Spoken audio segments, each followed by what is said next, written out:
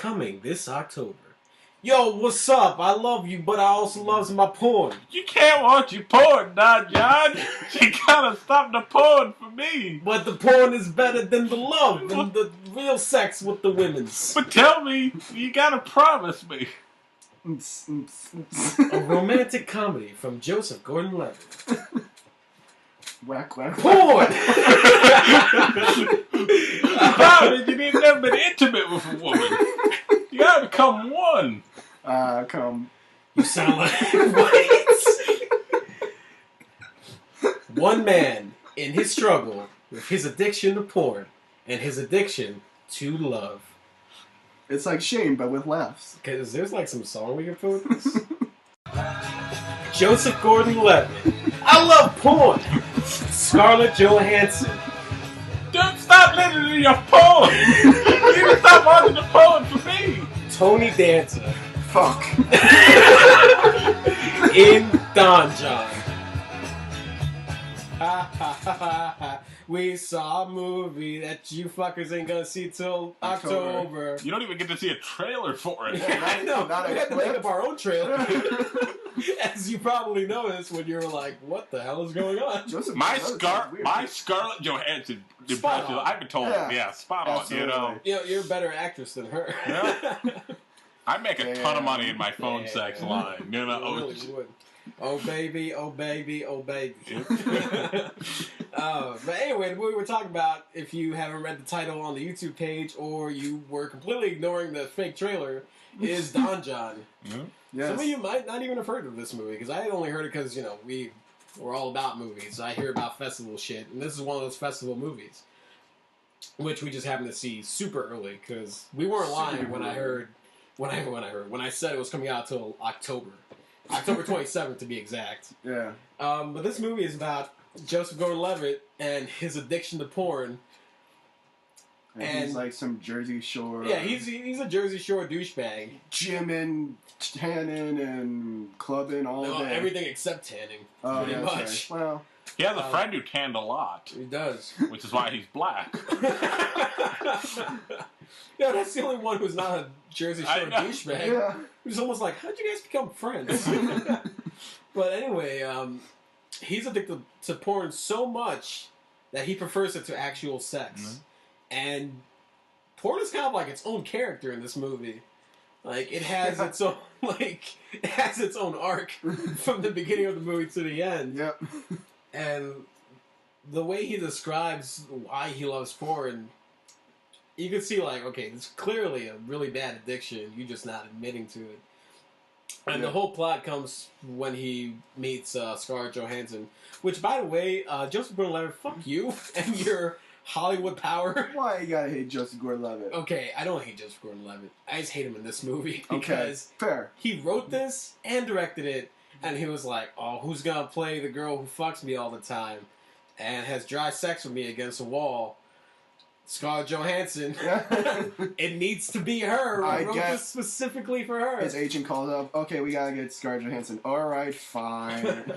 I Who's guess gonna I'll be make this, a movie where I We have can't sex get with Scarlett Johansson, but we can get Rebel Wilson. I wouldn't mind him. No, I'm just saying. I like me some thick white meat. Wheelhouse for me.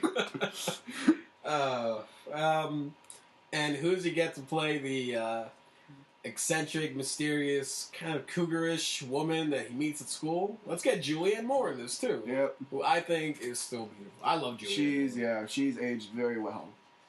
So yeah, fuck you. But anyway, this movie is about him meeting Scarlett Johansson, and now he thinks he's finally fallen in love. He's found the perfect woman for him, but he still can't get over his porn addiction, and he needs to, because she's living this life where she thinks she's some fucking Disney princess or something, and you cannot watch porn because that's like cheating on her. Yeah. So what's he gonna do? Is it gonna be his porn or is it gonna be his girl? What's it gonna be? And that's the basic synopsis of the film without giving too much away. Porn wins. Julianne Moore comes in the film, but yes, she does. but that's the second half, and that actually takes kind of a twist in the plot. Yeah. So I don't want to say much about it. Also, Just know that he meets her because he's going to night classes, and he starts to have this like strange friendship with her. yeah, Which leads to more into the story.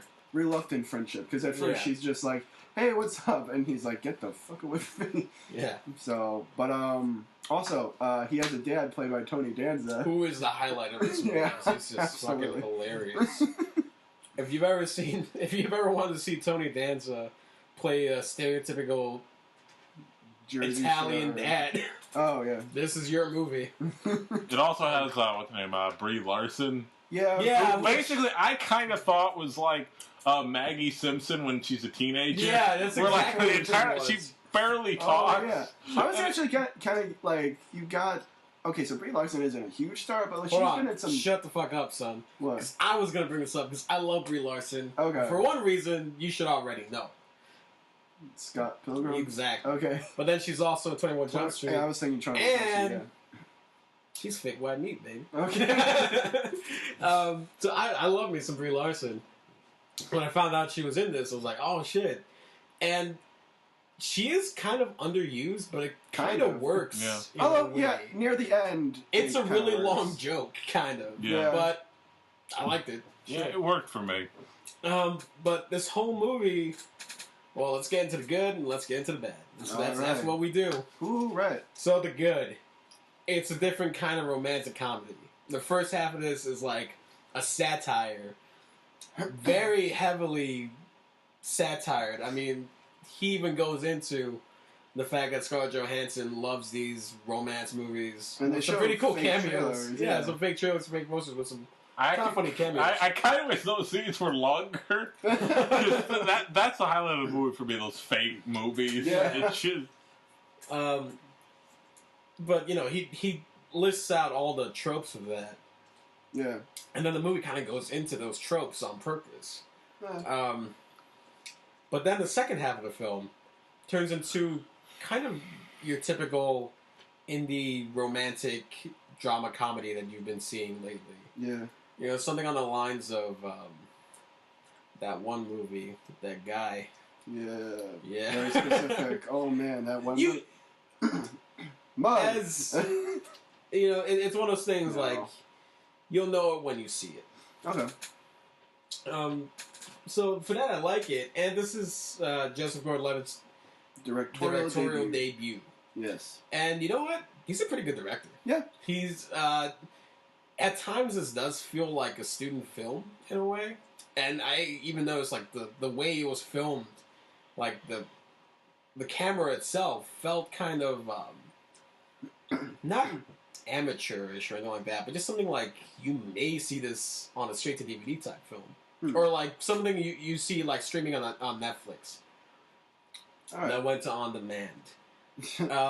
But he does some really interesting stuff with editing and the style of the film. Yeah. There are different jokes in the movie that are all done with like a sound effect or an edit, Yeah. which I thought were really funny. like there's this one like short little song that they play whenever he picks up a girl in a club. Yeah, and it's always like the same kind of montage. Yeah, That's it's just, really funny. but it works every time. It made me laugh. Just I don't know. Yeah, and as I Yeah. mentioned, porn is its own character in this movie, and it has its own like Climax. hey, I'm here. Like, hey, you know when like Kramer busts into the room, Oh, like the Apple, the Power do that, on Apple logo. yeah, the Power on Apple thing. It has its own intro to the Yeah. scene, which I liked, and its own exit too. It in a way it kind of reminded me of Scott Pilgrim doing these things, which I think that's why I liked it. So yeah, he's a pretty good director. I liked it. That being said, he also wrote the movie, and I think he needs to learn a thing or two about writing before he writes another script. Yeah. I think this could have used some punch up. Yeah. Not because, like, okay, some of the dialogue fell a little flat. Some of the jokes weren't as funny as the other jokes. But there are scenes that lead to nothing at all. The scene. And if it was supposed to be a metaphor, it didn't work. The one scene that sticks out in my memory is the one that I think Tyrone brought up first, was the scene where one of Joseph Gordon-Levitt's friends comes over and he's like, "Hey man, why you mad?" "Oh, it's because Scarlett Johansson's a bitch." "What'd she do?" "This." "Oh yeah, she's a bitch." End scene. Yeah. The fuck? Where did that go? It looked like you were watching someone do a skit, like in rehearsal for something else. Yeah. It was weird. But not just that, but there are scenes kind of like in the second half where it shows him.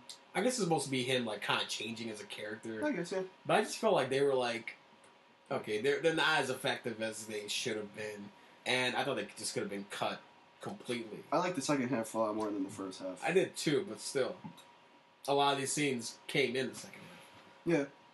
Yeah. See, I kind of like the first half more. Because the first half, it's almost a straight comedy. Yeah. And that kind of worked for me. But it's just, at a certain point, they tried to switch into a drama, which didn't work for me because you just didn't care about any of the characters. Because, you're laughing at them and it's funny, but then none of the characters are deep enough that you really care what happens to them. Also, there were, like, themes that were kind of briefly brought up, but then I didn't feel like you spent enough time on them. Like there's this whole kind of, like, little theme about how, like, romance movies to women are the same as porn to men. It was just kind of brought up, but it was just kind of... It felt weird, because, like, you didn't spend any time. You just kind of referenced it. It's kind of like, if you were to say that, and if we were to ask, well, why is that? And he would just be like, well, because they are. Yeah. That's kind of how it felt like. You're not really explaining why. Don't think about it. Here's another scene. Yeah, exactly. And it is a fast-moving movie. Yeah. This movie is like an hour and maybe 20 minutes. Yeah. And it felt pretty fast. At least to me it did. Yeah. But I mean, I like the movie. I just don't really remember it a lot. I mean, I don't really. You saw it recently too. Yeah, I'm not. When this comes out, I'm probably not gonna revisit it. But if someone comes up to me and says like, "Hey, should I see this?" I'll probably be like, "Yeah, if you like Joseph Gordon-Levitt, I enjoyed it, but don't expect like." I think this movie has a specific audience. It's not. I don't think it's a romantic comedy that's geared towards everyone. No. I don't think it's accessible as just a romantic comedy. No, yeah. I think it's a very kind of niche audience that's going to appreciate a film like this. In a way, it made me think of the way Limitless was filmed, but done as romantic comedy in a way. Okay. It's very stylistic. Okay, yeah. And that lends more to it than the actual story. Also, the one thing is that there's the editing in this movie also kind of, you get a sense of the repetition of his life, like gym, club, porn, sleep, and they do that throughout the movie. That is serving the plot as opposed to another movie that we saw earlier called Spring Breakers, where it was just repetition for just repetition. Knows why? Oh my god! Well, let's not get into that. No, it does have problems. I thought Scarlett Johansson was terrible. Yeah. I thought she was really bad. And I don't know why she was doing whatever the fuck accent she was doing. Yeah, it just was... It didn't feel natural, which is another reason why I felt, fuck you, Joseph Gordon-Levitt. You wrote this character for her for one specific reason, and not because she actually played the character well. No, all the accents kind of felt weird. Yeah. I thought his accent felt like it seemed natural. Yeah. I thought he was doing it okay. And Tony Danza. And his other friend who was like Jeff because he only likes skinny women. Oh, thank you. Thanks for that. he also his accent fit him, but yeah, the only one for me that. Which I'm not saying is bad saying any skinny women out there, Hey. I'm not saying there's anything bad with skinny women. What's up? But everyone has. Did you snap at my laptop? You think women listen to our podcast? Oh, that's funny. Oh, my. Yeah, I totally lost track of what I was saying. But yeah, Scarlett Johansson, she didn't really do a good job for me. And maybe that's the way she was supposed to play her character. Because she does have, it's one of those things where it's like, what exactly do you see in her? Yeah. You're not really supposed to like her. That ass, though. Because, goddamn that ass, though. Yeah, I mean, it's no secret that Scarlett Johansson. Hey, do you know that Scarlett Johansson is attractive? Ridiculously attractive. Yeah. Even white boys got to shout. Shout it. Huh? No, never mind. Okay. God damn it. So I had a problem with her. I had a problem with, like I said, with the scenes that cut out of nowhere. Because there was another one where he's just hanging out with friends. And like, yeah, pizza! And then, bam, the end. Oh, yeah. Also, that whole scene, I'm just like, I hate all of these people. Like, there's other people, like, sitting there. There's, like, a family in the restaurant. You're like, if I'm that family, I'm hoping they're all just dead. Like, just Yeah, there's a family. They're like, so you got those digits of that sick ass bitch? Like, yeah, motherfucker. Like, what the All the characters. I mean, like, there are people, they are people that you just naturally kind of hate. Yeah. But Don John himself, I thought was kind of like, okay, he's the lovable asshole of all of them. But I still didn't like him, though. I'm not going to invite him to Meet my mom. to a party or anything like that. You act like I'm going to bring him home to marry me or something. No, I mean, like, I want to hang... love it as a attractive man. But... I wouldn't hang out with him. Hey, we're only gay for Ryan Gosling on the show, okay? It's one actor per show. But anyway, I wouldn't, like, hang out with him or anything, but, I mean, he's the main character of the film. He's got to be somewhat charming or funny or something, and I thought he was. I thought Joseph Gordon-Levitt was actually pretty funny. He's the charismatic asshole. He is. He's the lovable asshole, but you still fucking hate him. It's just, I didn't like him. I wasn't, like, really rooting for him to, like, beat his addiction. Like... I'm like, oh, come on, you can do it. You can stop watching porn and just have sex with Scarlett Johansson. You can do it. I believe in you. You know, I wasn't rooting for him to beat his addiction. I was rooting for him for something else. Which not only would that be a better person. Yeah, see, that's the thing. Yeah, There's something else that could lead to a change in character completely, and for him to like actually fucking grow up. Yeah. Which we're not going to spoil, obviously. That comes in the second half. And that's when I started rooting for him. That's like when it's like, okay, this is I'm liking where this is going. And that scene, there were some scenes in there where like kind of like Shame, where it had some sex scenes that weren't sexy at all.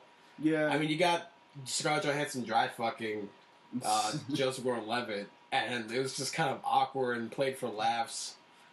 But then you have another love scene where it's like, that was kind of beautiful in a way. And that's why I started to like the movie. Although nothing tops Shame for having the depressing threesome. Like that. They didn't just have that's beautiful. No, that was depressing.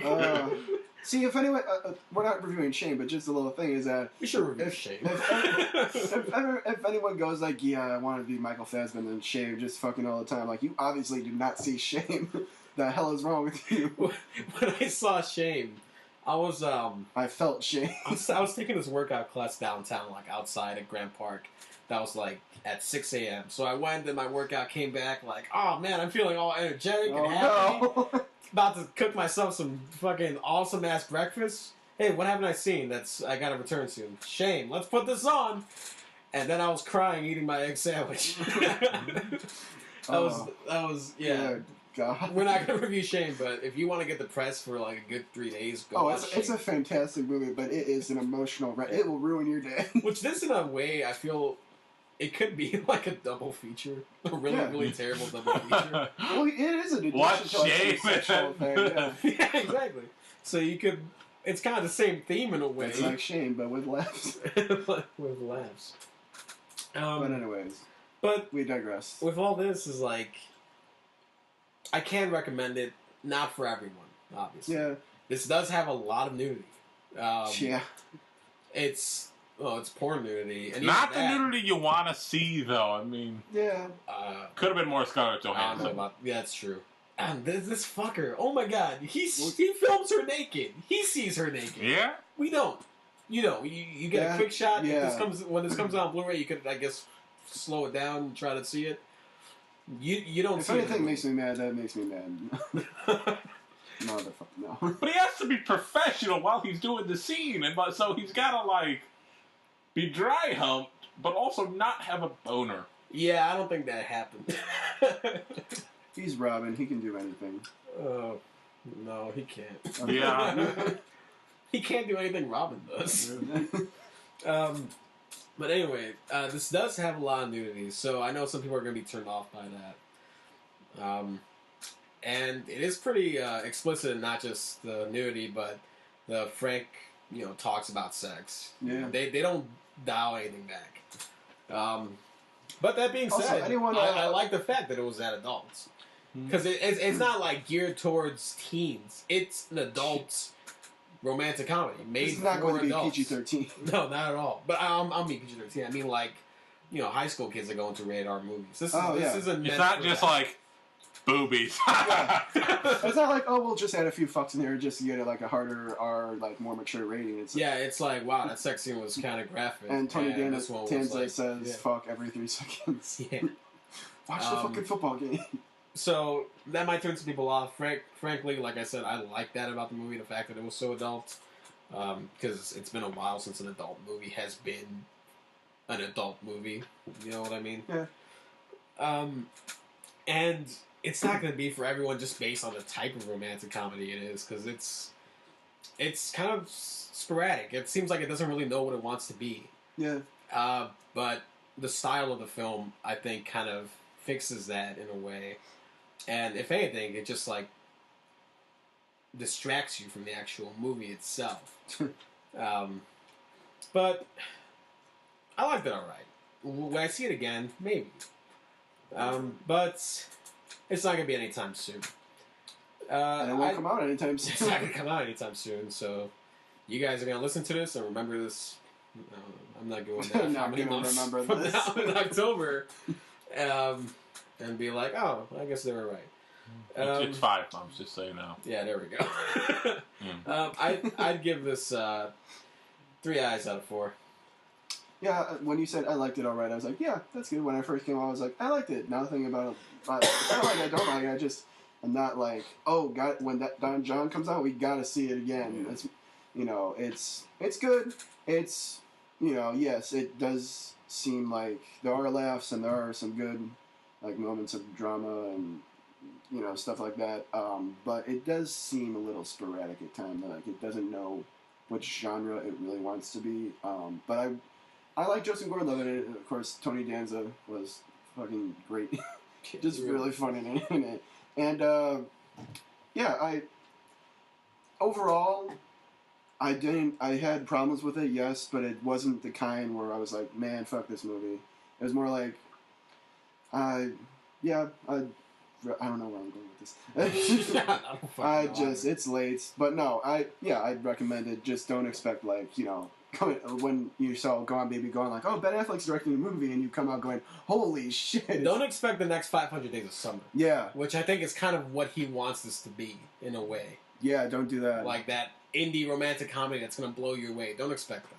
It's more like an indie romantic comedy where you come out of it going like, yeah, that was a good movie, but you won't really remember it. Yeah. A lot of it, like 2 or 3 months later from now, but right. I would recommend it. How many? 3 out of 4. 3 out of 4. For me, there was a lot that worked about the movie, just it didn't work well together. I don't know. It didn't decide what type of movie it wanted to be, and then when it finally decided at the end, it just kind of failed. I don't know. I'll give it 2.5. All right. Yeah. It did do one thing though. It did give me a good excuse for my addiction to porn. So I'm happy about that. There was a part where I was like, yeah! I wanted to get up and be like, see, it's okay that I watch porn every day. Porn addiction, A-okay. Barbara, I love you and not my porn. Porn! You gotta stop the porn! If you're cheating on me with your hand and your Kleenexes. You're gonna put Kleenex out of business!